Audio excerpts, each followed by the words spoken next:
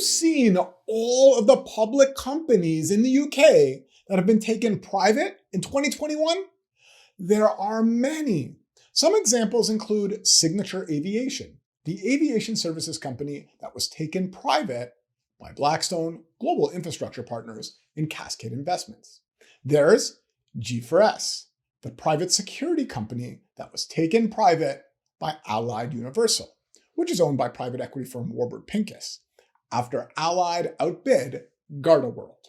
And of course, there's the deal we analyzed in our November video newsletter that had to do with Morrisons, the grocery chain that was taken private by CD&R, Clayton, Dubilier, and Rice in an auction where CD&R beat out Fortress Investment Group.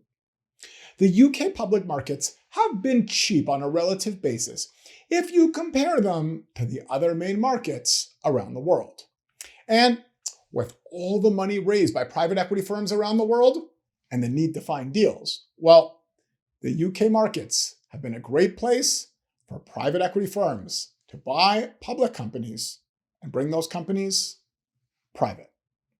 Now, private equity investors need to keep up to date on the public markets, not just to look for companies to buy, but also as an exit alternative for their portfolio companies. The public markets are volatile, and because of this, sometimes valuations get a little out of hand, or shall we say, overvalued. Well, hindsight is 2020, but this clearly happened before the tech bubble in the late 90s and before the financial crisis in 2008. In fact, right before the 2008 financial crisis, in June 2007, Blackstone, the big private equity firm, went public. In other words, the partners at Blackstone, including founders Steve Schwarzman and Pete Peterson, decided to sell part of their ownership stake in Blackstone to the public markets. If you have read the book King of Capital that I recommended in our video titled, "What are the best private equity books to read?" you'll remember that there's an excellent chapter, chapter 22, titled Going Public, Very Public.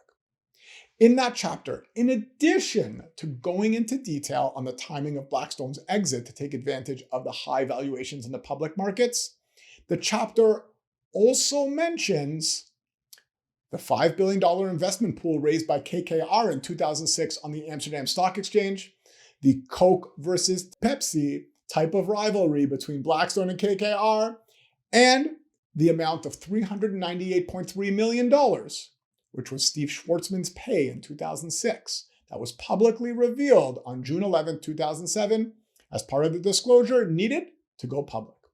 You should check that book out if you haven't already. So investors, if you're going to invest in private equity, you need to have a good grasp of how valuations in the private markets compare to valuations in the public markets. If public market valuations are low, there may be an opportunity to bring public companies private, just like what happened in the UK this year. And if public market valuations are high, well, there may be an opportunity for you to bring your portfolio companies public to take advantage of high public valuations, like Blackstone did in 2007 before the financial crisis. Now, here's a final thought. Personally, I, Steve Balaban, would never have made it into private equity if it wasn't for the high valuations of the Canadian public markets in 2006. At the time, I was working on a hedge fund at the prestigious Canadian wealth management firm, Gluskin Sheff, that was privately owned by its partners. The partners at Gluskin Sheff saw an opportunity to take advantage of the high valuations in the public market, so the firm went public in 2006. After that, one of the partners of the firm hired me to work for his family office to invest directly in private companies to help his family's portfolio diversify away from the public markets. And here I am, 15 years later, still working in private equity.